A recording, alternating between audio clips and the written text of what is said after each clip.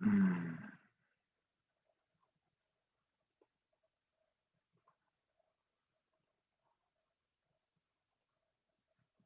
Bueno, muy buenas tardes. Hoy estamos en la clase número 4. Bueno, ya prácticamente vamos por la mitad de este curso, que es un curso, pues, panorámico de las lenguas indígenas de Costa Rica, las que fueron, y las que son, ¿verdad? Las que serán, ¿no? Porque no sabemos, pero, sí, al menos en el que tratamos de dar una visión general. Sobre todo la situación social y de las distintas lenguas. Y hoy toca la segunda lengua, que es obsolescente. Recordemos que en la clase anterior, en la número 3, trabajamos el caso del Boruca. Y dijimos, bueno, hay dos lenguas que son obsolescentes, que no tienen hablantes productivos, es decir, por aquello que no usamos el término lengua muerta. Es preferible no decir lengua muerta porque es un concepto, como yo dije, problemático, que genera problemas con las comunidades, además que lingüísticamente hablando, pues, también ha sido, pues, cuestionado, ¿verdad? Entonces, para no herir susceptibilidades y además para no generar, problemas de carácter conceptual, teórico, es preferible decir lenguas obsolescentes aquí. En este caso ya estamos ante vamos a hablar de una variedad lingüística perdida en el caso aquí particular. Pero bueno, hace 8 días hablamos del Boruca, hoy vamos a hablar del Terraba.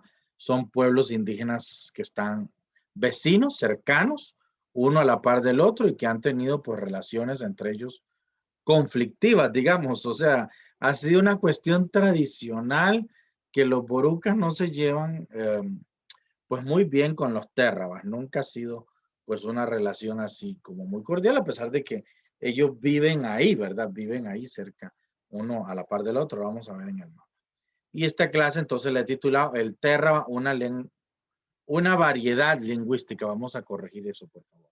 Una variedad lingüística pérdida, ahora sí, no una. Ya voy a explicar ese asunto entre lengua y variedad ahora, que lo veamos.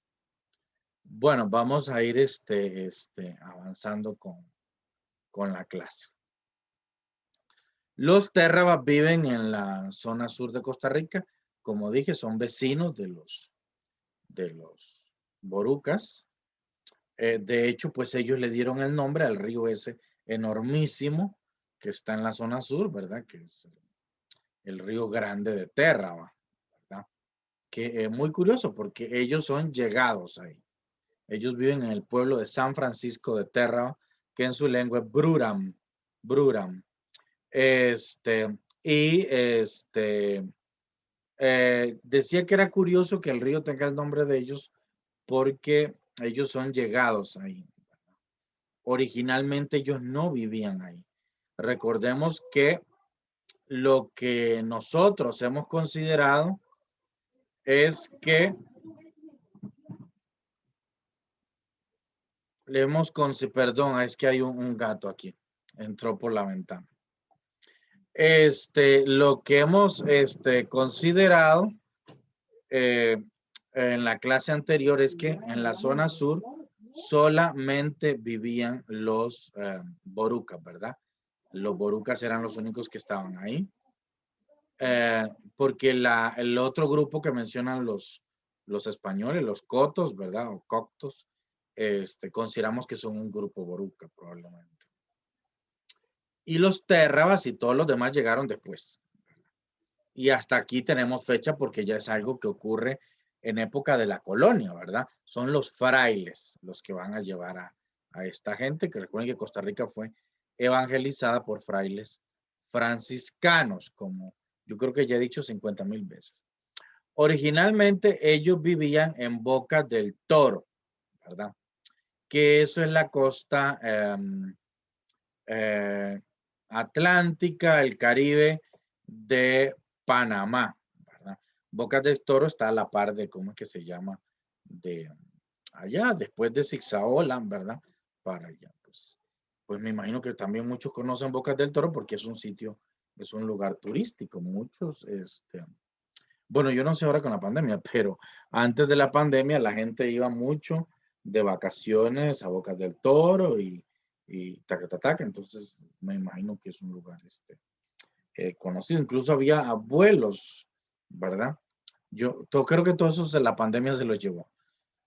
Aquí podemos ver un mapa. En este mapa podemos ver los pueblos, ¿cómo es que se llama?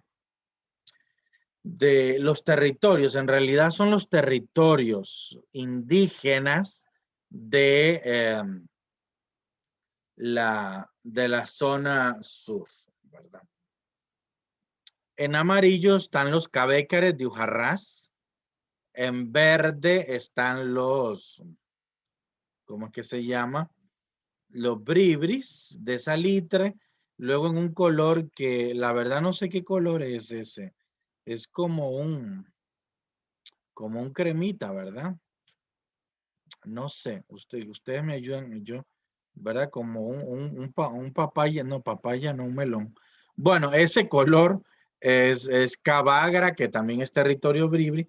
Y abajo, vean que están pegados, esos territorios están pegados a la cordillera de Talamanca. Y más abajito, ahora sí, ahí están. En rojo, el territorio de los térrabas. Esa porción roja que se ve ahí en el puro centro es el territorio de los térrabas. Y luego abajo, en un amarillo, anaranjado, no sé, y en un café, o dos variedades de café, no sé, yo no soy muy bueno, están los dos territorios de los borucas, ¿verdad? Que son Boruca y Rey Curré. Los borucas tienen dos territorios. Uno se llama Boruca y el otro se llama Rey Curré. Y bueno, aquí quizá lo importante es que en rojo, lo que vemos ahí en rojo es el territorio térraba, ¿verdad? Ese que está ahí es el territorio de eh, de los térrabas, ¿ok? Y como ven, está exactamente encima de los borucas porque ahí los pusieron los padres franciscanos. Eh, Ellos no son de ahí, ellos son de esta otra parte. Aquí vemos un mapa y yo me disculpo porque eso está en un idioma, me parece que eso parece ser Esperanto, creo que es ese idioma. La cosa es que no encontré un mejor mapa que ese. Pero sí, eso es Esperanto, creo. La cosa es que en este mapita, no se usted preocupen, ahí dice Naso Teribe, Naso Teribe, ahí está señalado en la pura frontera con Costa Rica, ¿verdad? Se puede ver el territorio original de donde están y todavía ahí están, ¿verdad? O sea, todavía en el territorio original en Panamá viven los teribes, ¿verdad? O Naso, vamos a hablar ahora de en realidad este pueblo pues se llama a sí mismo Naso, ¿verdad? Y ellos viven entonces del lado de Panamá. ¿Qué fue lo que sucedió? ¿Por qué si estaban en Bocas del Toro terminaron en la zona sur de Costa Rica? Bueno, hay como dos versiones. Hay una gente que dice que los padres franciscanos fueron a Bocas del Toro y lograron evangelizar a algunos y entonces se los llevaron para la zona sur de Costa Rica y fundaron el pueblo de San Francisco de Terra. Y otros dicen que pues en realidad que fueron una cosa más forzada, que fueron los capturados. En realidad puede ser que algunos fueran más obligados, otros más contentos y felices, en fin. Este, la cuestión es que se los movieron. Los movieron porque recordemos que los padres franciscanos, yo ya hablé de esto, tenían esta obsesión tremenda por lo que ellos, que fundar pueblos. Ellos lo llamaban reducir, ¿verdad? Pero no es en el sentido nuestro, sino de las reducciones. Es crear pueblos donde aglomeraban a los indígenas. Y como yo he dicho en otras clases, los indígenas solían vivir lejos unos de los otros. Los indígenas no viven en pueblos. Los indígenas no viven pegados unos a otros, sino que viven muchísimo más dispersos. Y esto molestaba mucho a los franciscanos. ¿Y qué es lo que sucede? Digamos, lo que sucede es que los franciscanos trataban de fundar estos pueblos, generando problemas sociales eternos porque los indígenas se negaban a cambiar, pues con toda la naturalidad del mundo, su modo de vida, no querían cambiar su modo de vida y los franciscanos con la necedad, etcétera, etcétera, ¿verdad?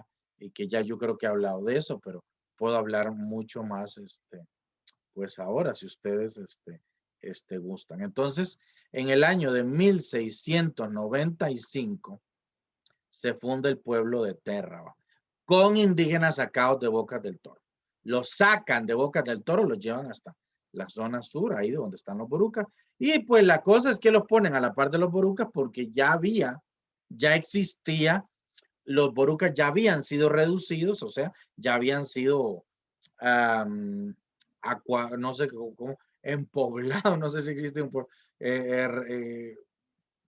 este, no sé, aglomerados en pueblos, y entonces tenían ahí frailes que los evangelizaban. Entonces quedaba como muy a mano poner un pueblo cerca con otros indígenas para proceder a la evangelización de estos. Entonces tenemos, gracias a los manuscritos, tenemos claridad. Por ahí estaba yo leyendo uno de los manuscritos, ¿verdad? Y dice, lo sacó mi compañero Fray Pablo de Rebullida, dice, y pobló 3 horas de camino de Boruca, dice uno de los padres franciscanos. Estaba yo leyendo el texto ese texto colonial lo tenía yo ahí, estaba yo leyéndolo ahora. Entonces es este compadre, Fray Pablo de Rebullida, pues de tan ingrata memoria. Es este fraile el que va a sacar a los indígenas térrabas de Bocas del Toro y los va a llevar a la zona sur y fundar el pueblo de San Francisco de Térraba. Este es un cuadro que se encuentra en Querétaro. Creo que dije en otras clases también que como que la sede central de los franciscanos estaba en Querétaro y ahí está todavía el convento de los franciscanos. Dije también que fueran, por favor, que hicieran una. Yo he recomendado giras aquí, ¿verdad? Es decir, he recomendado viajes, es decir, si no han apuntado, la cosa es que vayan a Querétaro y visiten el famoso pues, convento de los franciscanos en Querétaro con las espinas estas en forma de cruz, con el árbol de espinas en forma de cruz, que se supone que es milagroso. Don Fray Pablo Rebullida era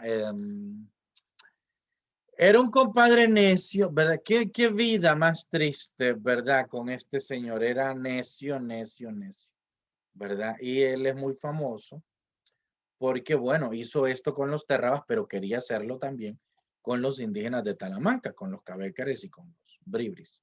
Entonces, a cada rato entraba a Talamanca, ¿verdad? Y entraba a Talamanca, ¿verdad? Y los cabécares y bribris, pues, fueron perdiendo la paciencia. Entonces, en general, los indígenas tienen paciencia, pero como todo ser humano, la pierden. Y entonces, en una de tantas, ya perdieron totalmente la paciencia y se levantaron en armas y lo mataron a él y a su compañero. Y eso se conoce como la rebelión de Pablo Presbere, que fue aproximadamente 15 años después. 15 años después de su llegada a Talamanca y de la fundación del pueblo de Térraba. Como 14, 15 años después, 1709, si la memoria no me. Entonces, después de fundar el pueblo, 15 años después, los indígenas de Talamanca lo matan. Y, y eso se conoce como la rebelión de Pablo Presbere, ¿verdad? Como nota curiosa, a partir de ese asesinato, es que los indígenas le pusieron nombre a los sacerdotes, porque cuentan que los indígenas, los indígenas que lo mataron de un flechazo, ¿verdad? Porque ellos mataban de flechazos. Y que bueno, cuando lo mataron de flechazo, pues fueron donde el padre y lo primero que hicieron fue que abrirle la capucha, esa café, ¿verdad? porque no entendían, y yo tampoco entiendo cómo alguien va a andar con semejante capucha en estos calores, ¿verdad? Tan cubiertos, y los indígenas que andaban pues tan ligeros de ropa, no entendían. Y la cosa es que donde le abren la capucha aquí en el pecho, ven que está lleno de pelo, ¿verdad? Por supuesto, porque pues algunos tenemos pelo, pues herencia europea, los indígenas no suelen ser lampiños. Donde ven ese montón de pelo, les da muchísimo asco, y salen corriendo, ¿verdad? Y a partir de ahí le pusieron el nombre a los sacerdotes, ¿verdad? Que es Chui, Chui que significa algo así como peludo, ¿verdad? Como peludo en Cabécar, y de ahí viene el nombre que le pusieron a los sacerdotes en Cabécar. Cuentan los Cabécares, ¿verdad? En sus historias. Y bueno, la cosa es que lo mataron de un flechazo al compadre. Y luego, por supuesto, entonces toda la gente ustedes saben, ¿verdad? Los cartagos pues se enojaron muchísimo y mandaron a traer un ejército y se metieron y terminaron pues apresando a Pablo Prevere y lo juzgaron en Cartago y lo terminaron pues así, condenando a muerte, ¿verdad? Lo condenaron a muerte y lo ajusticiaron justo ahí donde están los tribunales de justicia. Ahí donde están los tribunales de justicia de Cartago, ahí está, era una plaza. Ahí no. Y ahí, justo ahí lo ajusticiaron, ¿verdad? Pues en esa época en la colonia existía la pena de muerte. Curiosamente, es una cosa curiosa porque, digamos, hubo muchos condenados a muerte y casi todos eran indígenas o negros, ¿verdad? Los españoles o hijos de españoles, creo que solo uno, si la memoria no me falla, solo un español o hijo español fue juzgado y condenado a muerte durante la colonia. Pero eso es otra historia, ¿verdad? Terminan siendo, porque ahora que estaban hablando de la justicia y que la justicia nunca es igual, ¿verdad? Nunca es igual para los pobres desposeídos que para los otros que tienen medios, así es. Bueno, pues entonces a Fray Pablo Rebullida pues los terminan asesinando. El fundador del pueblo de San Francisco de Terra por su necedad. Y bueno, al final pues se da toda la revolución esta y a Pablo Prevere también lo terminan ajusticiando. Y bueno, esto nos lleva a una reflexión muy importante que voy a hacer y que es muy larga, ¿verdad? Y que a lo mejor no les interesa, pero sí, desgraciadamente hay que hacerla. Y entonces me voy a desviar un poquito del tema para hablar desde un punto de vista más técnico. O sea, y la pregunta es, bueno, ¿terra es lengua o dialecto? Ok, eso es una gran pregunta, porque como vemos el pueblo, la separación, como se funda en 1695, la separación son de, pues entonces, son el 700, 800, 900, son 300 años. 300 años. Y 300 años es una separación muy poca, ¿verdad? Muy poca para considerar que haya habido una separación tan tajante, ¿verdad? Calculen ustedes que nosotros, ¿verdad? Hablamos español y nos entendemos perfectamente con los españoles y pues nosotros más o menos tenemos unos 500, 400 años, es lo que nos separan de ellos, ¿verdad? Entonces, y somos capaces de comprender perfectamente eh, cualquier variedad del español, a menos que la persona quiera realmente ponerse muy espesa con eso. Voy a hablar desde el punto de vista técnico. El problema de la cuestión de la lengua y el dialecto es que hay una cuestión desde el punto de vista técnico y hay una cuestión que tiene que ver con política. Y bueno, desde el punto de vista técnico, desde el punto de vista de la lingüística, una lengua es la inteligibilidad mutua.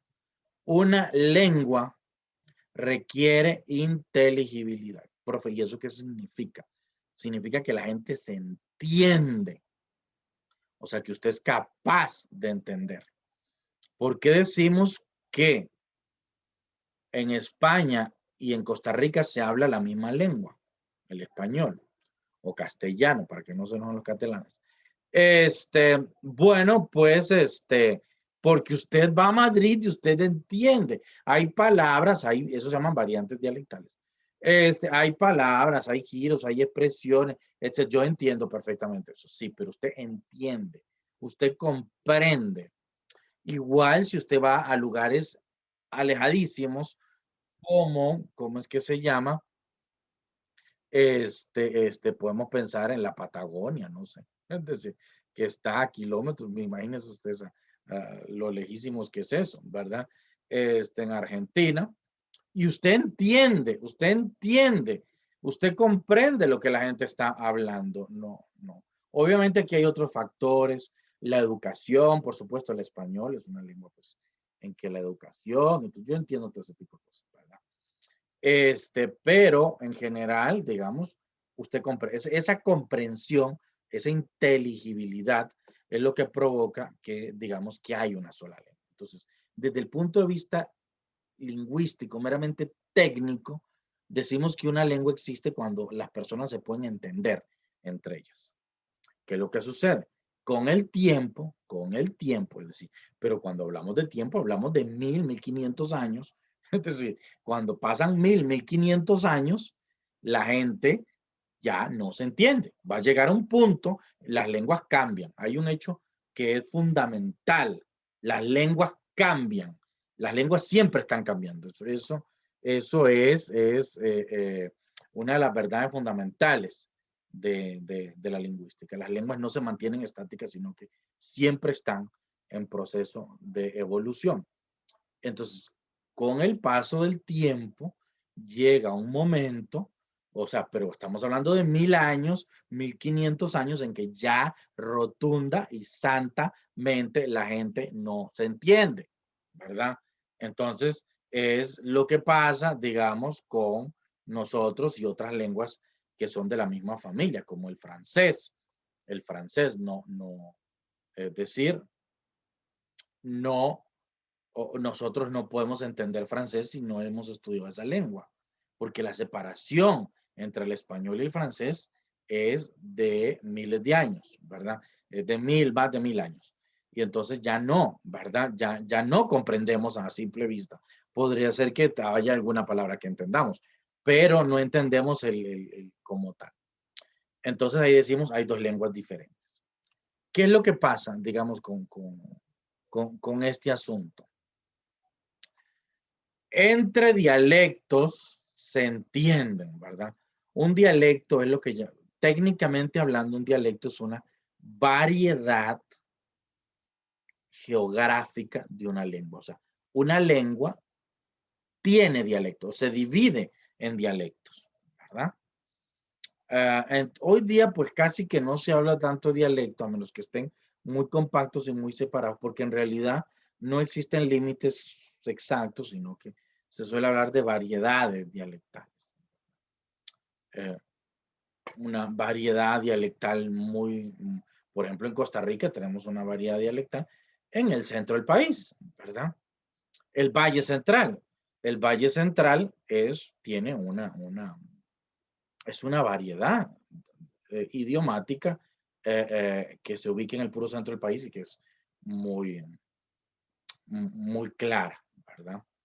Y que por cierto no es la que yo hablo, ¿verdad? A mí siempre me obstina que vivan diciéndome, usted es tico, usted es tico, ¿verdad? Siempre porque como yo no hablo la variedad lingüística del Valle Central, yo no tengo la culpa de haber nacido, y bueno, he vivido tantos años que algo se me ha pegado seguro, pero yo no tengo la culpa de haber vivido en otra área, ¿verdad? Diferente y no hablar la variedad del Valle Central, ¿verdad? Particularmente, digamos, hay un rasgo que yo no tengo, es lo que llaman la R arrastrada, que en realidad es una R, en la lingüística decimos R fricativa, ¿verdad? Pero bueno, vulgarmente hablando, la famosa R arrastrada de la gente que dice Costa Rica, ¿verdad? En lugar de decir Costa Rica, como yo digo Costa Rica, como decimos nosotros, como se dice en otras áreas del país, en el Valle Central dicen Costa Rica. Y así usted puede buscar muchas diferencias entre el Valle Central y nosotros, ¿verdad? Las otras regiones de Costa Rica, ¿verdad? Son variantes dialectales, porque el dialecto se refiere a región, a cómo se habla una lengua en una región específica, ¿verdad? Entonces, qué sé yo, el arroz que queda, cuando uno hace cocina el arroz en la olla, al final queda una cosa como dura, el arroz pegado, ¿verdad? Entonces nosotros en Punta Arenas a eso lo llamamos el concho, ¿verdad? Y aquí en San José creo que lo llaman costra, ¿verdad? A mí la costra es lo que se le usa a uno si uno se baña. Si usted no se baña, se le hace costra. Entonces a mí me da mucha cosa cuando llega a decir la costra, pero es porque aquí eso que queda en la olla es la costra, pero en Punta Arenas decimos el concho, ¿verdad? Igual el papelito de copiar. Por dicho, yo debería hacer exámenes en estos cursos, ¿verdad? Bueno, el papelito de copiar, ahora seguro se copian por mensaje de WhatsApp. Este, me tienen que poner al día, ahora al final me cuentan cómo es que se copian ahora en los exámenes. Pero en aquella época en que nosotros, era como un papelito. Ese papelito se llama el forro en el Valle Central, pero nosotros en Punta Arenas no decíamos el forro, decíamos una chuleta. La chuleta, el papelito con el que se copia en el examen. Este, y bueno, ese tipo de variaciones, son típicas de los dialectos entre sí, ¿verdad? Una variación que llamamos dialectal es sencillamente un cambio. En una parte del país dicen de una manera, en una región dicen de una manera, en otra región es otra. Pero eso no implica que no se entiendan. Cuando hablamos de dialecto, hablamos de que nos entendemos, ¿verdad? Es imposible que usted vaya a Guanacaste y diga, no entiendo. O vaya usted a España y diga que no entiendo. Bueno, yo en España solo una vez no logré entender, ¿verdad? Estábamos en el apartamento y entonces una señora llegó a mire que si usted me deja 10 euros, algo así. Usó el verbo dejar, ¿verdad? Fue la única vez que no entendí yo en España. Y la señora decía que si usted me deja 10 euros, y yo, bueno, yo digo, ¿y dónde quiere que se los deje? Yo, ¿a dónde quiere que se los vaya a dejar? No sé. En realidad parece ser que usan el verbo dejar como prestar. Era que si usted me presta 10 euros, pero en realidad era que si me deja, pues yo entendía dejar como ir a dejar, ir a llevar a algún sitio, ¿verdad? Y me costó entenderle a la señora, ¿verdad? En fin, pero aparte de ese tipo de cosas, no debería haber problemas de entendimiento, digamos. Entre lenguas diferentes no hay inteligibilidad, eso es, no hay inteligibilidad. ¿Por qué? Porque una lengua, estamos hablando desde el punto de vista técnico. Ya voy a entrar a discutir el asunto político, que es tremendamente otra. Yo sé que esta desviación es que es necesaria hacer esta desviación antes de seguir con el asunto. Entre lenguas diferentes no hay inteligibilidad. No es posible, digamos. Es decir, entre el español y el rumano son lenguas hermanas. El rumano procede del latín, el español procede del latín, son lenguas hijas del latín, pero nosotros no podemos entender rumano, a menos que lo hayamos estudiado y aprendido. Pero usted va a Rumanía y jamás, de los jamás se va a entender por puro amor y por pura gracia. Mientras que si usted va a, qué sé yo, a Chile, en Chile entiende perfectamente lo que se está hablando. Entonces, por eso decimos, el español es una lengua, el rumano es otra lengua. ¿Qué es lo que pasa aquí? Ahora sí, hay muchas excepciones que tienen que ver con cuestiones de tipo política, no técnicas. O sea, sería más fácil, digamos, si sería más fácil, ¿verdad? Si, ¿cómo es que se llama? todo se hiciera desde un punto de vista lingüístico, pero ahí entra la política, ¿verdad? Y además entra otra cosa, que es los continuums lingüísticos. A veces pensamos que las lenguas tienen límites y que aquí se acabó la lengua y allá empezó la otra. Eso no es así. Yo hablaba de eso, por ejemplo, del inuit o esquimal. En realidad, o sea, y hablamos de las lenguas esquimales, eh, o sea, no es posible decir aquí termina una lengua esquimal y aquí empieza esta otra lengua esquimal. En realidad es un continuum, no es que hay un, entonces, claro, a través del territorio se van traslapando, ¿verdad? ¿Cómo es que se llama? Variedades, unas y otras, ¿verdad? Y entonces esto hace que, digamos, sea muy difícil porque a lo mejor estos dos pueblos que están aquí se entienden entre ellos, pero este pueblo no se entiende con este, pero este sí se entiende con este, y entonces generan expansiones territoriales difíciles, complejas para los lingüistas. El caso de las lenguas esquimales son un continuum, ¿verdad? Lingüístico, en realidad no es cerrado, no es que aquí se acabó, ¿verdad? No es que crucé allá y ya empezó otra cosa, sino que es algo más fluido, si me permiten el término. Otra excepción es que por razones políticas suele hablarse de una lengua, aunque no hay inteligibilidad mutua. Eso pasa en el alemán y el árabe. Por ejemplo, se habla de la lengua alemana y se habla de la lengua árabe, pero hay dialectos del alemán que no se entienden con otros dialectos del alemán. ¿Verdad? Es decir, son sumamente diferentes. Entonces, usted está en una región de Alemania y va a otra y entre ellos mismos no se entiende, excepto que usen, ellos usan una variedad estándar, la variedad, el alto alemán, entonces, claro, usan la otra variedad y usan una variedad más otro, ¿verdad? La variedad regional, pero si usaran la variedad regional entre ellos no se entienden, pero tienen una variedad que es la variedad que se usa en los textos, digamos la variedad que diríamos culta y que les permite, digamos, comprenderse. Ahí varían cosas enormes como incluso el saludo, que normalmente el saludo es, ¿verdad? Clave, ¿verdad? Una vez estaba yo en Alemania y estaba yo en Turingia y ahí saludan, hello, hello, ¿verdad? Y yo que ven, ya yo había aprendido a hacer el hello y toda la carajada. Y entonces un día pues viajo a Baviera, a Múnich, y yo dije, mira, aquí me van a entender. Y cuando llego, me saludan, Servus. O sea, pero por Dios, allá se lo van hello y aquí Servus. Y yo, santísima, pero ¿qué es esta cosa, verdad? Y se nota leguas, o sea, al oído se notan las variedades. Dije el árabe también. El árabe en realidad son un montón de lenguas. O sea, un libanés y una persona de Marruecos, no hay en la lengua cotidiana, no se entienden, rotundo y santamente. En realidad deberíamos decir que el libanés es una lengua y que el marroquí es otra lengua.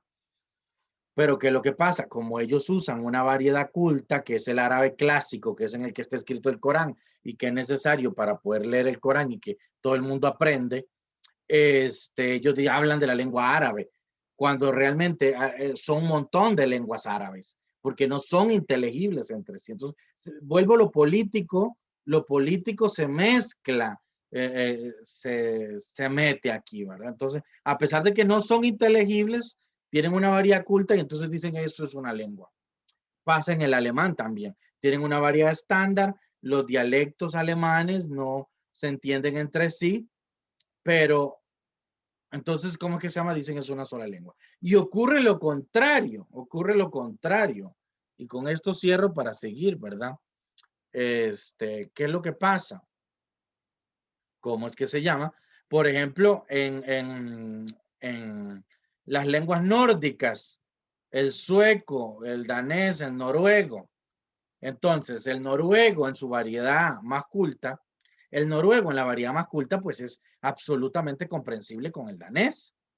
O sea, deberíamos decir que es una sola lengua, porque si un noruego se entiende con un danés, en la variedad más culta de noruego, eso es una sola lengua, profe. ¿Por qué? Porque se entienden. O sea, un noruego le habla al danés y el danés le contesta en danés y se entienden. Pero ¿qué es lo que pasa? Que Noruega es un país y Dinamarca es otro país. Entonces, se suele hablar de la lengua danesa y se suele hablar de la lengua noruega. ¿Por qué? Porque son dos países separados. Así de sencillo y claro.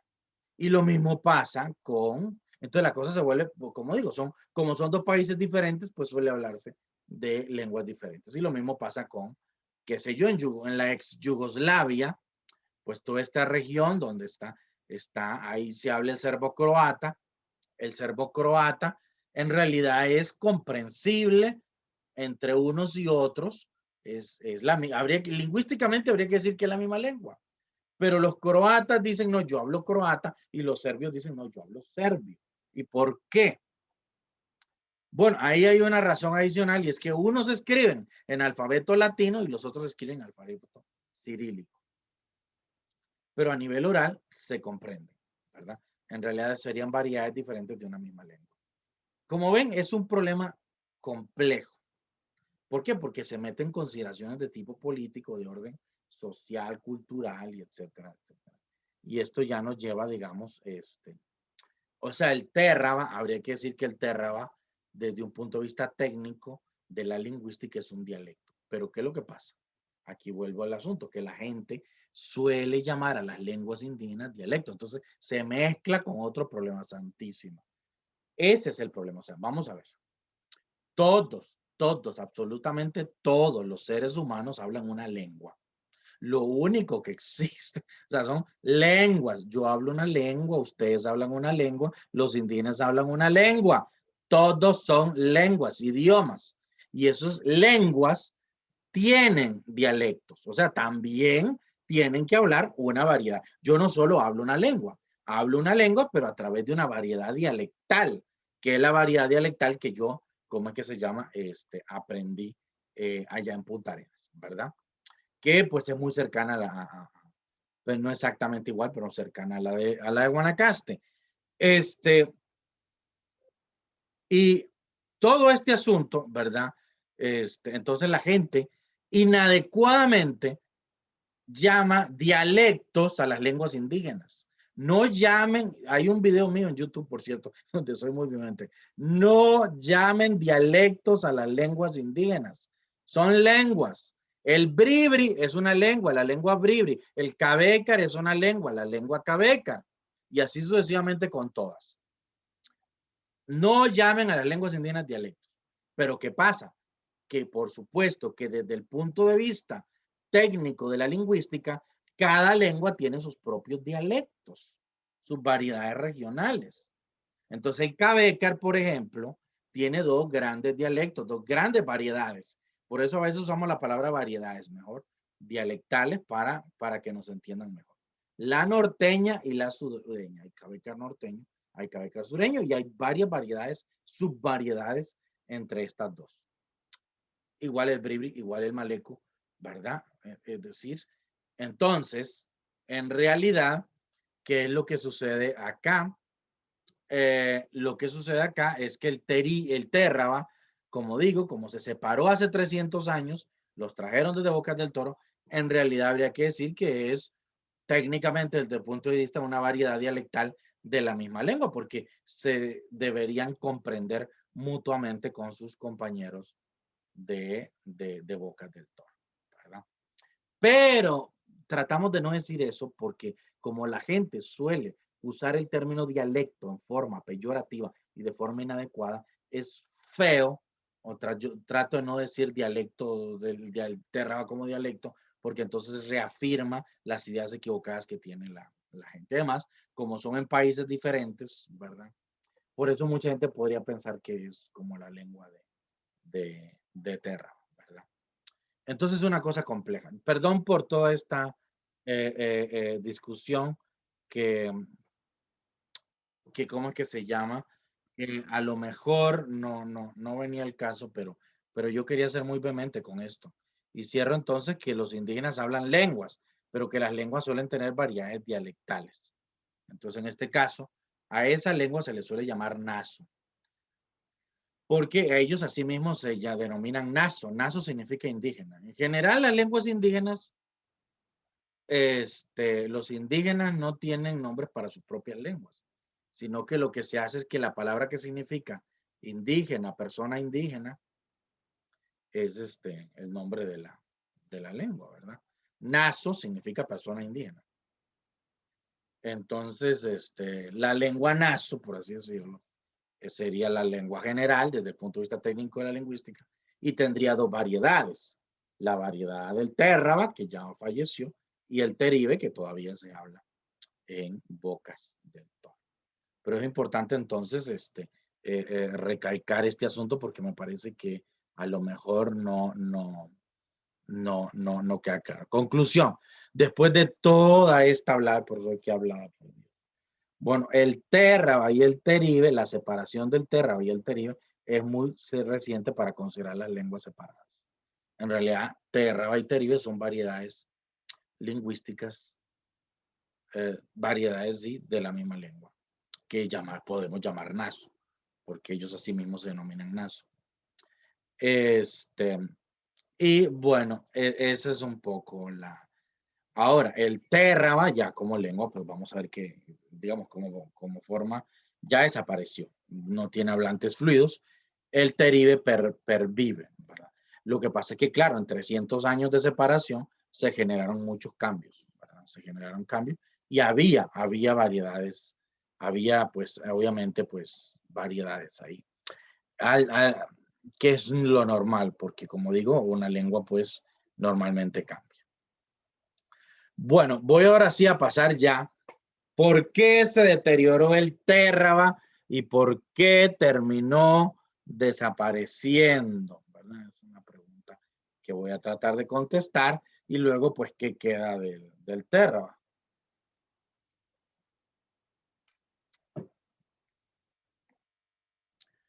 Bueno, ¿por qué se deterioró el térraba? Bueno, como había dicho, por haber sido sacados de Bocas del Toro y llevados a la zona sur, a la par de los Borucas. Desde muy temprano el trabajo de los frailes fue enseñarles español, se vieron despojados de su cultura desde muy temprano, porque mientras que en Bocas del Toro la cultura permaneció viva, eh, rápidamente al ser movidos hubo un desarraigo y ese desarraigo provocó un cambio cultural de una generación a otra muy rápido. Ya en la colonia se nota además, es decir, la evangelización que promovía, digamos, es decir, eh, de alguna manera, pues, promovía que esta gente, pues se hicieran cristianos, católicos y que aprendieran en realidad las costumbres de, de ellos, ¿verdad? Y dejaran las costumbres propias. Y esto rápidamente la cultura los rasgos culturales rápidamente se extinguieron.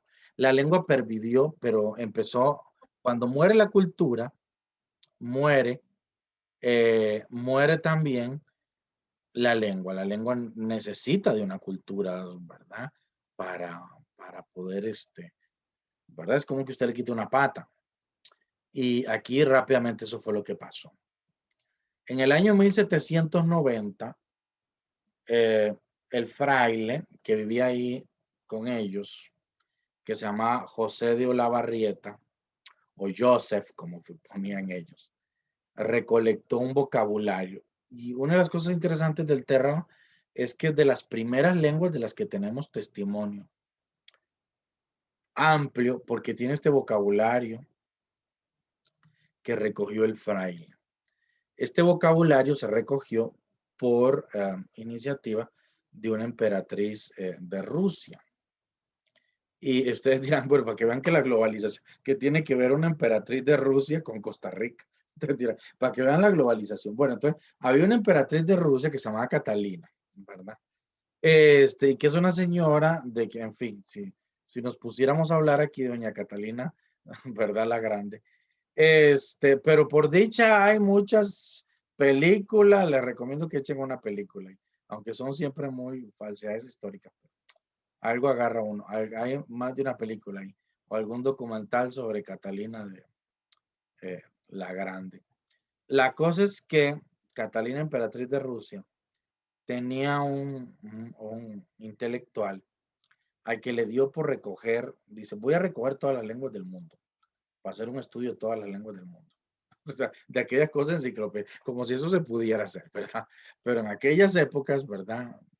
Estamos hablando, pues, el auge del enciclopedismo, eh, era esa idea de recogerlo todo. Entonces, doña Catalina le manda una carta al rey de España, que era el rey de nosotros también, ¿verdad? En esa época, porque nosotros formamos parte del Imperio Español. Y bueno, entonces le manda una carta y dice, mira, compadre, fíjate que yo necesito que me recojan todo lo que hay de las lenguas indígenas y me lo manden porque yo necesito que me recojan vocabularios. Entonces el rey, que era Carlos III, da una orden. Esa orden fue genial porque salvó. Ustedes no tienen idea de la cantidad enorme de cosas que esa orden salvó.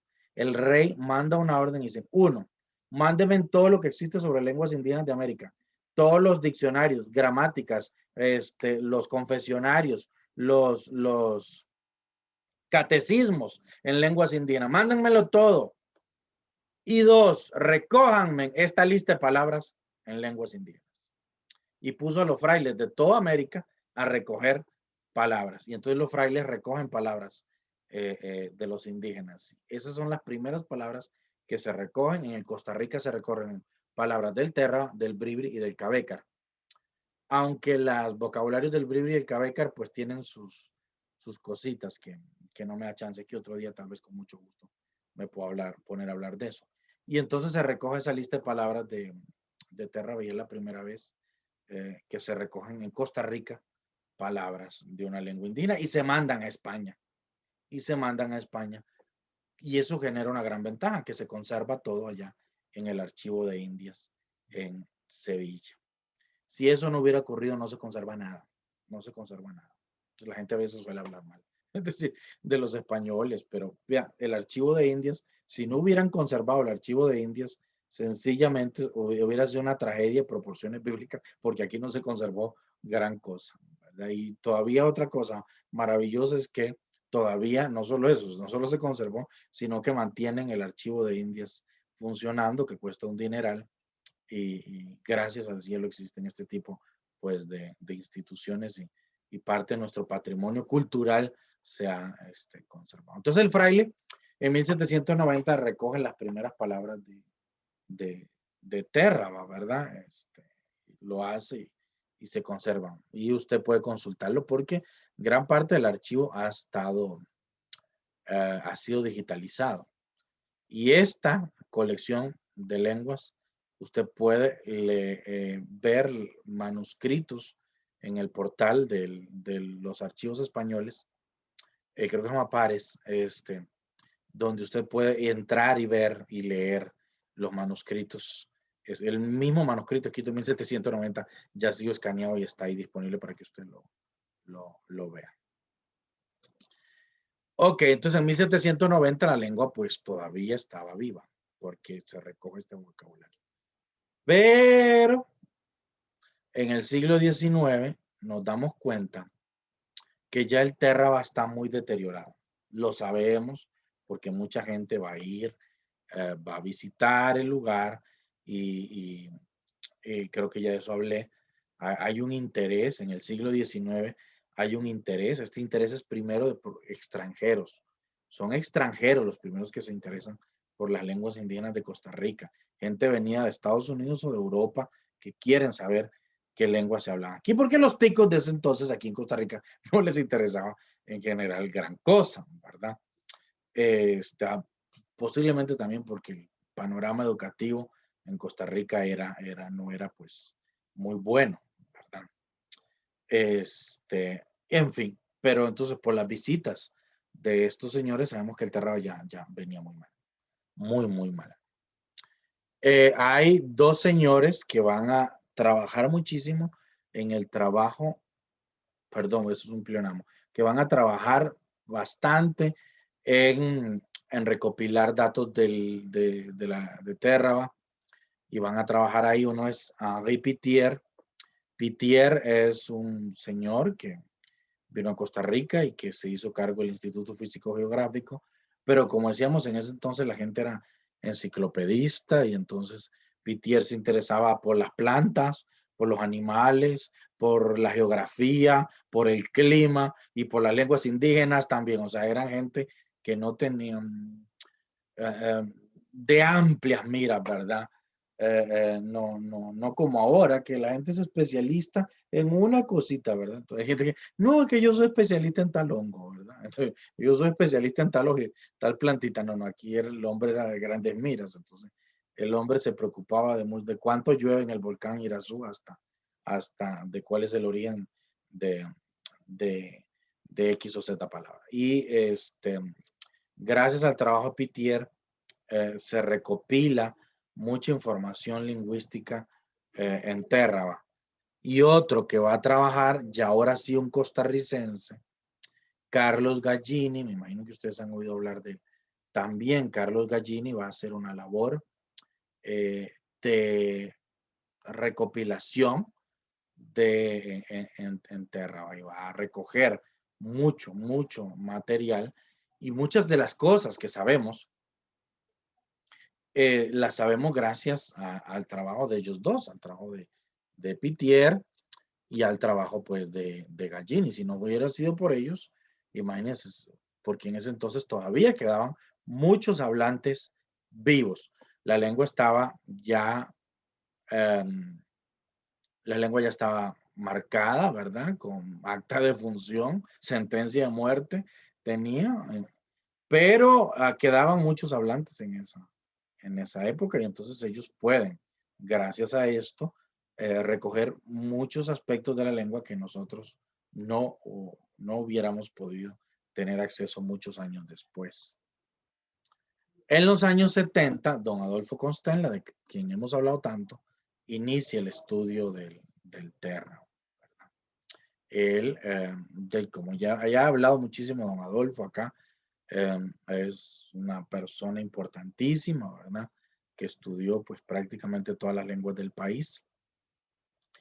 Es el papá de todos los lingüistas de Costa Rica y es una persona, una institución, eh, eh, una institución, ¿verdad?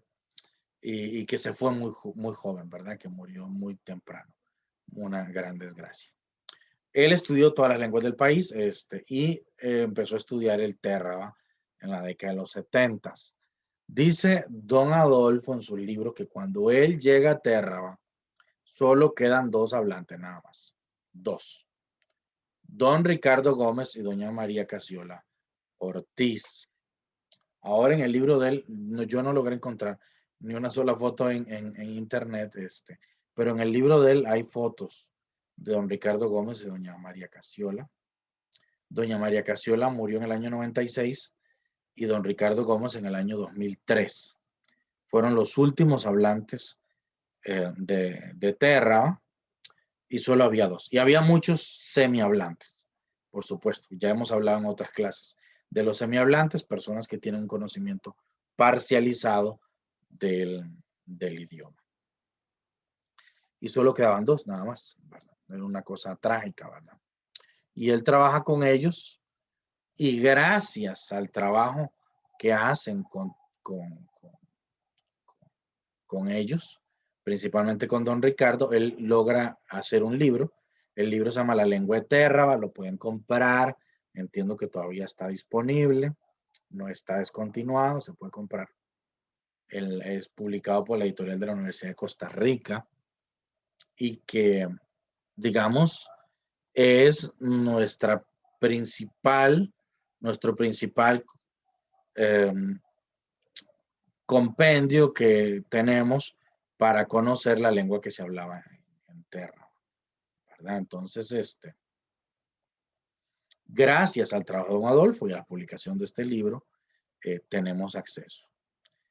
¿Qué es lo que pasa y qué es lo que señala alguna gente, verdad?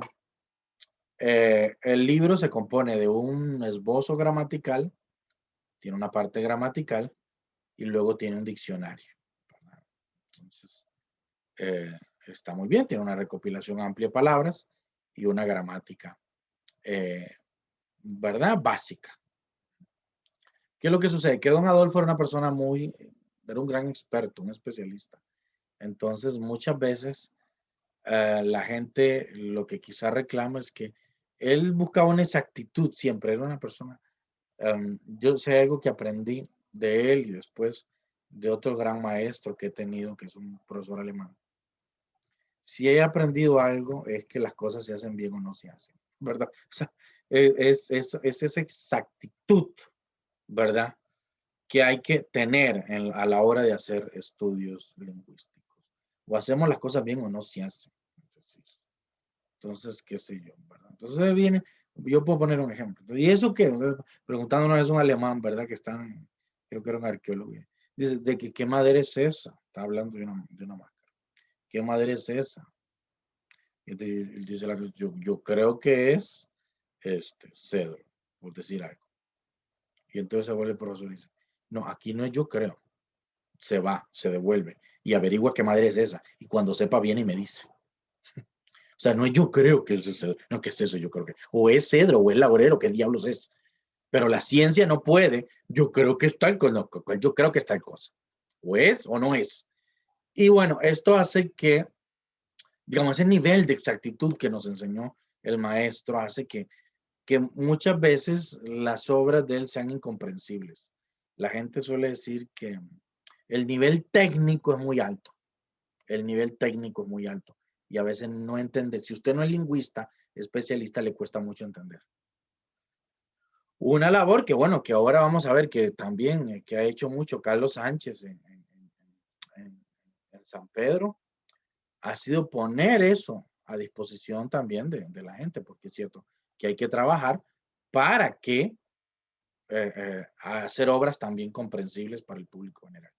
Hay que hacer las dos cosas, hacer las obras bien técnicas para que eso quede claramente eh, eh, plasmado, tal cual es, con una rigurosidad científica. Pero también hay que hacer obras para el público general y para que la gente entienda y comprenda. Y quizás esa es una labor que no hemos hecho bien, que los lingüistas de Costa Rica, eso hay que decirlo como es y asumirlo, no hemos trabajado en poner accesible los materiales, ¿verdad? De la gente. Y ese es quizás un poco, pero bueno, la obra ahí está y yo, como digo, yo la recomiendo, pues, si ustedes quieren tener más información sobre la lengua, pues, de Terra, ¿va? Entonces, cerrando un poco, ¿verdad?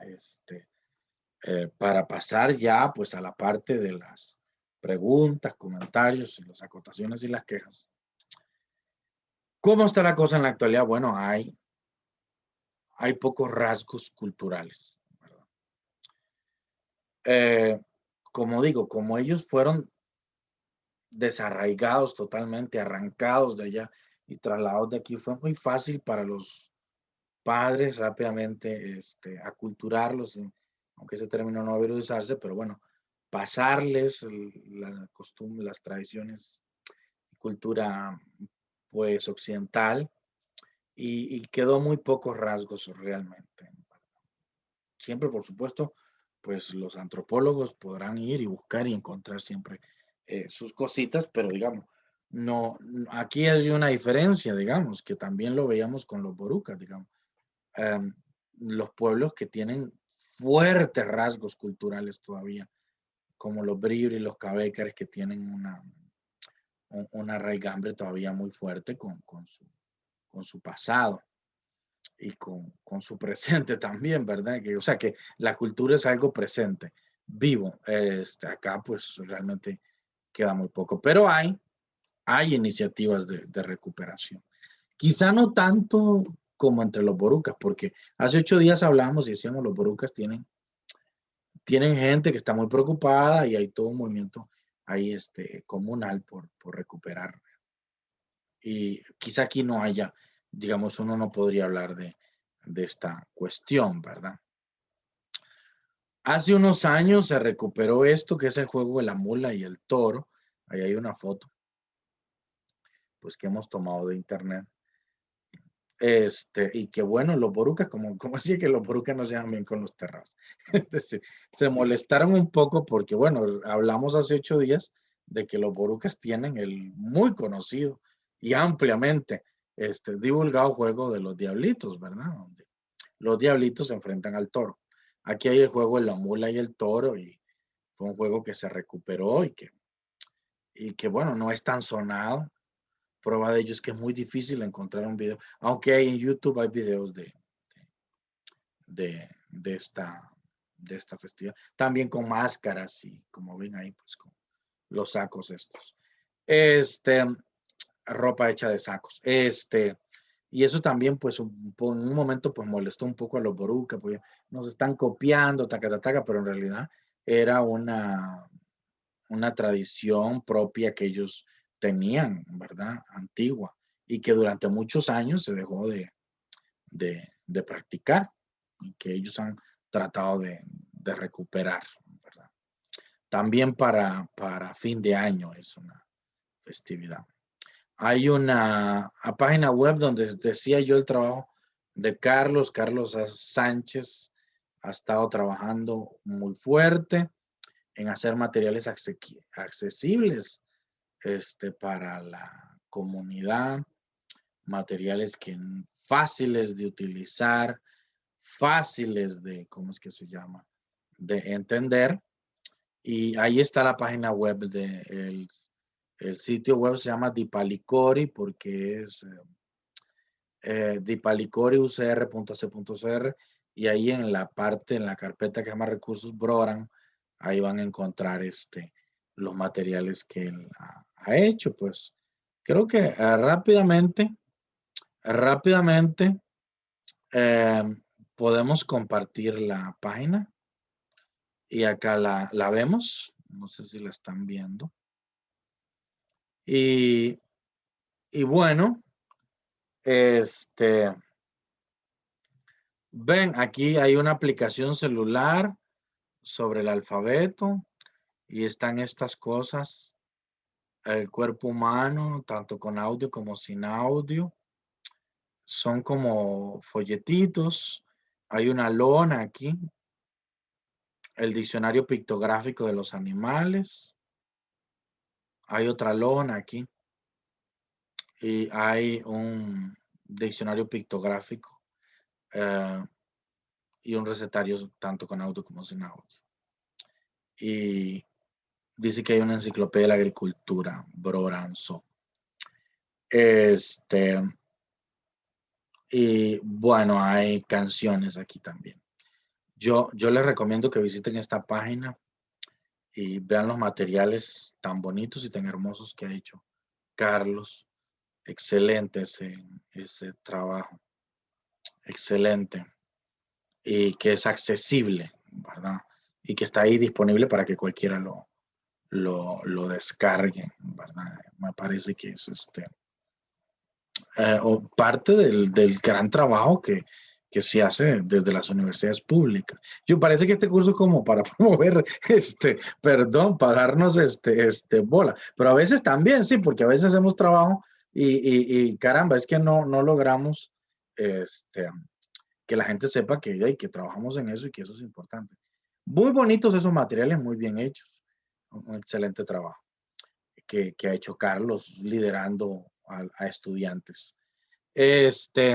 Y que me parece magnífico.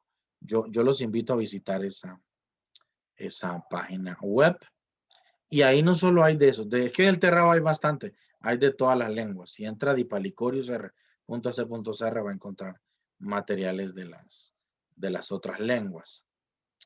Y finalmente, y con esto cierro para pasar a las preguntas, que he visto que hay bastantes en el chat o comentarios. Un punto que no puedo dejar es la lucha por la tierra.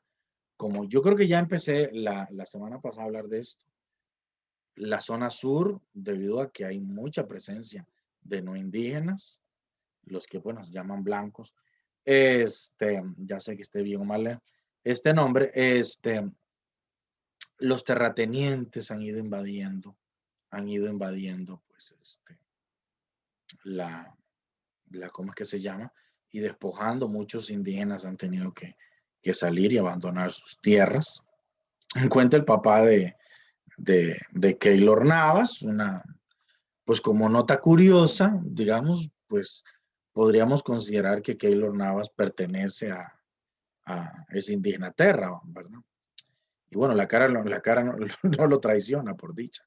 Pues Keylor Navas es el papá, es de origen Terra, ¿verdad? Es decir, emigró, tuvo que salir de ahí irse para Pérez Celedón, ¿verdad? Como nota curiosa. Y muchos otros, no solo él, ¿verdad? Y los que se han quedado han sufrido la persecución y han sufrido el despojo de sus tierras. Y bueno, ahí el gobierno se supone que tiene que ir recuperando las tierras para los indígenas, pero ¿qué es lo que pasa? Que como todos de ahí, si yo me siento a esperar que el gobierno haga algo, ¿verdad? ¿Cómo es que se llama? Me muero esperando aquí. Yo no sé, en muchísimos aspectos, ¿verdad? Desgraciadamente el gobierno no es lo suficientemente diligente. Y menos en aspectos de estos que son aspectos legales, ¿verdad? No sé si ahora vieron que, ¿cómo es que se llama?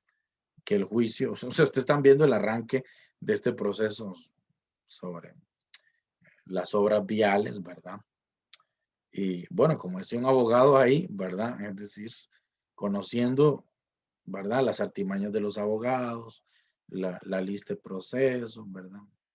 Posible que no lo veamos ya. Entonces, posiblemente en el 2040, decía él, tal vez antes, en el 2035, en 15 años, podamos ver la finalización de este proceso. Los juicios aquí duran 5, 6, 7 años. Entonces, es una realidad. Entonces, imagínense en que un proceso de lo que puede tardar en años. Y eso ha provocado la invasión de tierra. Muchos indígenas dicen, ya no, ya estamos cansados, ya estamos hartos esperando que el Estado nos devuelva nuestras tierras y no lo hacen. Y entonces, ante la desesperación, invaden. Y claro, los señores que se han visto invadidos, son usurpadores de tierras, en algunos casos, otra gente que estaba ahí de buena fe, que llaman, que es un concepto en derecho, pues se enojan, se molestan y entonces empieza el conflicto que es tremendo en la zona sur. Y entonces ahí es donde tenemos cosas terribles. Ahí es donde recientemente un muerto, ¿verdad? Lo asesinaron, que se llamaba Jerry. Vean ahí pues puse esa imagen que encontré ahí, me parece que como cierre está bonito. Ahí está la piedra mano de tigre, que es una tradición boruca y térrama, una leyenda sobre esa piedra, que es esa piedra es muy importante porque esa piedra marca el límite entre los borucas y los térrabas, ¿verdad? Tradicionalmente ha sido la piedra que marca el límite entre borucas y térrabas, pero además la puse porque, bueno, ahí está eh, el compadre, también hubo un indígena bribri asesinado, Sergio, que después podemos hablar de eso. Entonces ha habido muertos, como digo, o sea, este problema de la tierra es tan serio que ha habido muertos. Dos recientes crímenes que no han sido pues adecuadamente resueltos y que digamos pues no irán a juicio seguramente nunca y quedarán en la impunidad. Es triste que estas cosas pasen en Costa Rica, ¿verdad? Es triste que maten indígenas y que eso quede impune a vista y paciencia de todo el mundo, ¿verdad? Eso es un problema que, no sé, digamos, ¿cómo llamarlo? No tengo una palabra lo suficientemente fuerte para, ¿cómo es que se llama? Para manifestar realmente la indignación que tenemos que sentir por ese hecho de que queden impunes crímenes de gente que ha sido una lucha, ¿verdad? Por, por recuperar las tierras de su pueblo, que quizá no es lo más adecuado, como vemos en Facebook, pero que es comprensible ante la inacción de un Estado que se niega a aprobar. Yo sé que es un problema complejísimo porque creo que en otra clase hablamos del problema de la tierra y que es un problema muy serio y que yo podría hablar aquí bastante, pero bueno, por hoy lo dejo, es un problema serio, o sea, la lucha por la tierra es algo que está presente mucho en la zona sur y que tenemos que definitivamente em, ver cómo se soluciona. Voy a ir un momentito aquí a los comentarios que hay y luego a las preguntas. Si alguien quiere hablar, pues ahí le levanta la mano.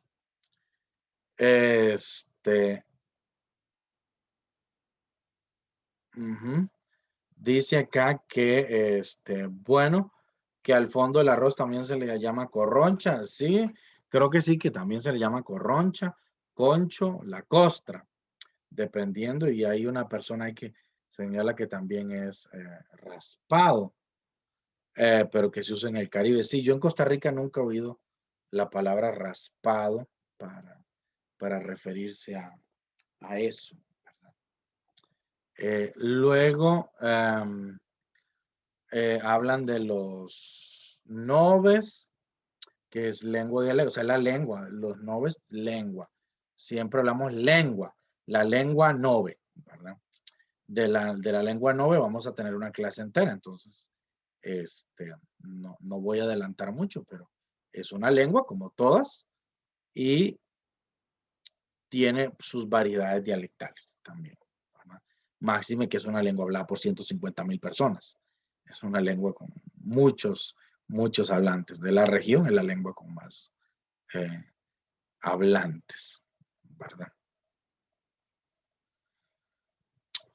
Entonces dice, efectivamente, a ver si entendí. El terra y el teribe son variedades lingüísticas de la misma lengua que podríamos llamar naso. Así es. Exacto. Muy bien. Lo dijo muy bien. El terra y el teribe son variedades lingüísticas de la misma lengua que podríamos llamar naso. Excelente. Así es. Correcto. Lo entendió muy bien. ¿Mm? Dicen que es un dialecto, no una lengua. Dice doña Nidia, que es lo que estaba yo explicando ahora. Claramente, o sea, la gente suele usar mal el término. Nunca digan dialecto para hablar de las lenguas indígenas. Las lenguas indígenas son lenguas, valga la redundancia. Claro, pero estas lenguas poseen, por supuesto, sus variedades dialectales, ¿verdad?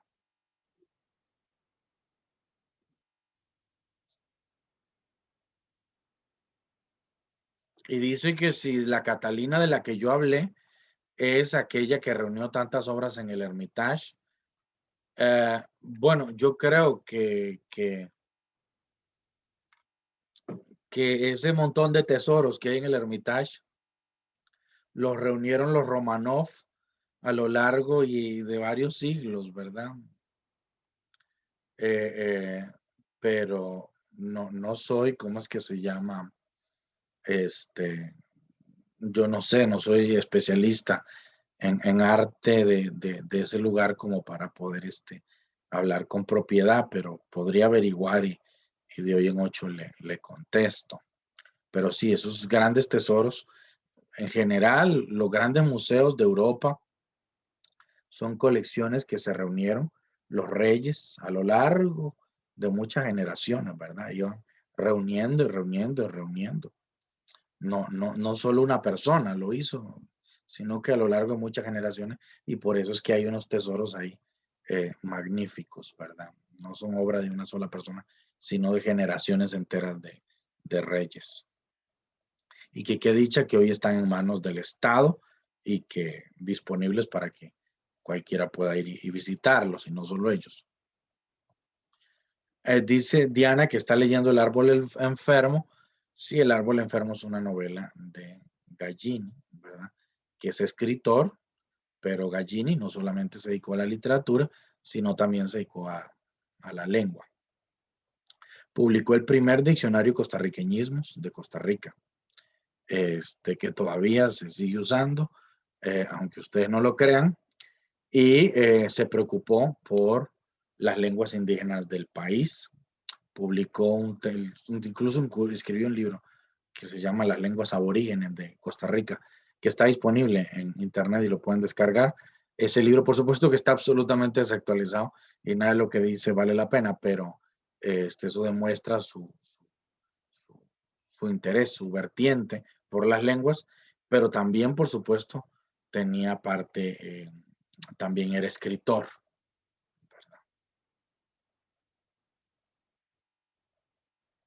Dice una compañera que mi hijo tuvo una tarea de los térrabas y que encontró pues un artículo que se llama Térraba, un pueblo que nunca deja de luchar.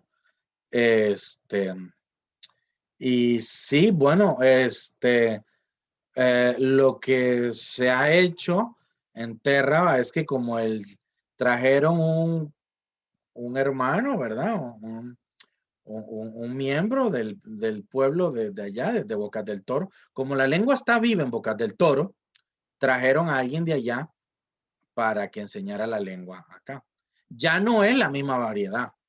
Ahora es la variedad de Bocas del Toro la que se vino para acá, ¿verdad? Ojo, es diferente.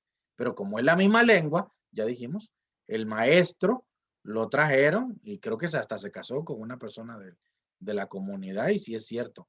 En la escuela se enseña la lengua y con este maestro que habla la lengua porque es originario del otro lado.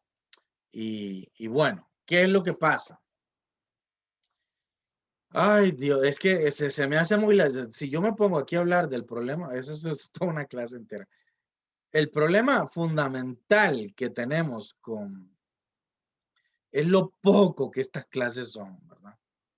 Imagínense en que las clases son 3 lecciones a la semana y en la escuela creo que las lecciones son de 40 minutos.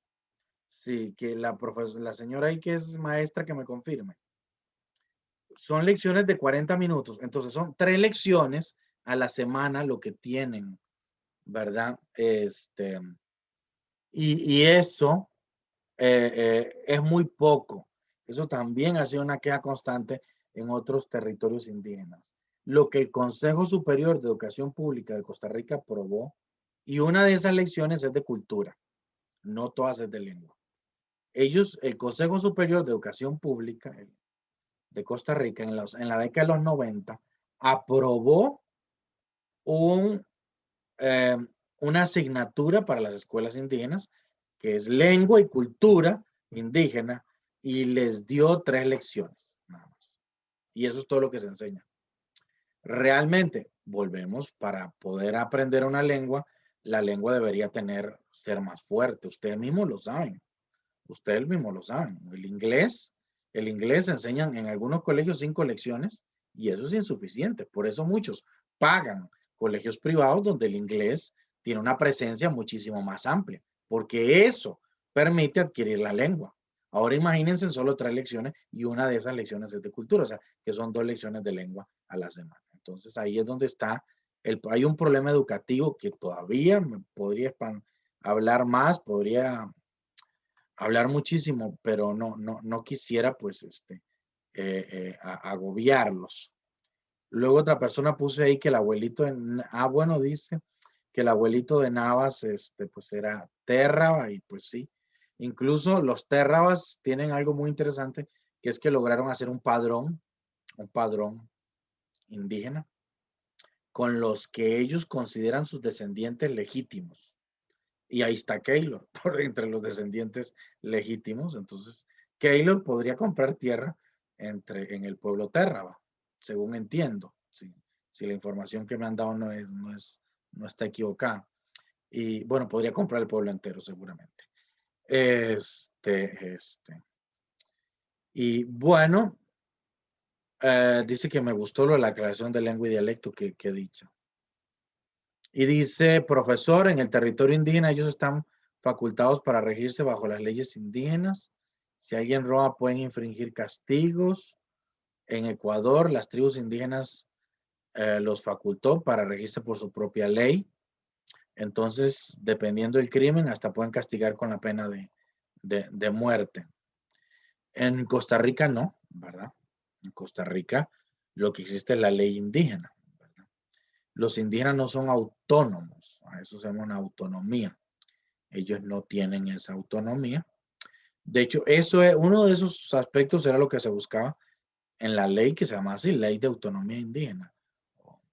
Tenía ese nombre, donde se les daba mayores potestades a ellos de regirse por sus propias costumbres, pero esa ley pasó 20 años o 25 años en la Asamblea Legislativa y nunca se aprobó.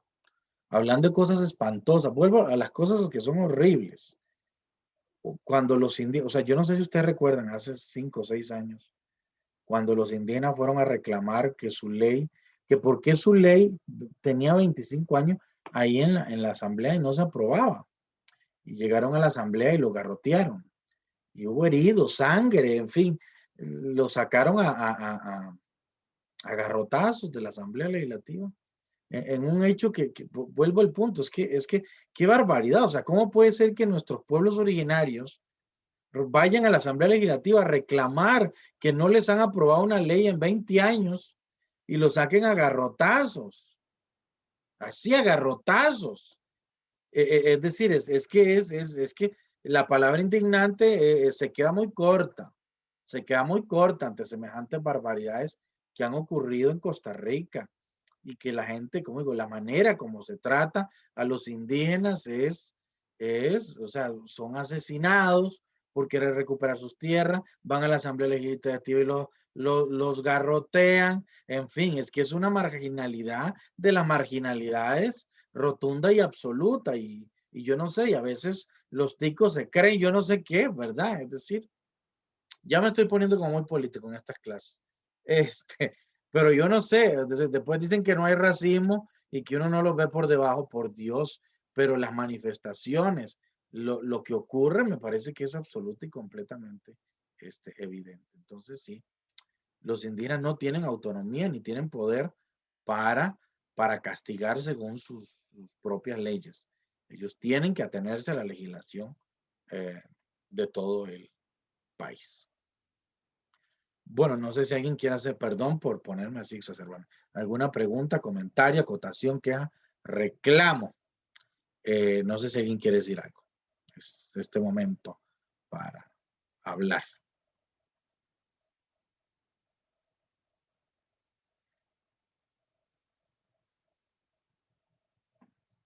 Bueno, pues que dicha que nadie quiso decir nada, entonces pues vamos a llegar hasta aquí el día de hoy.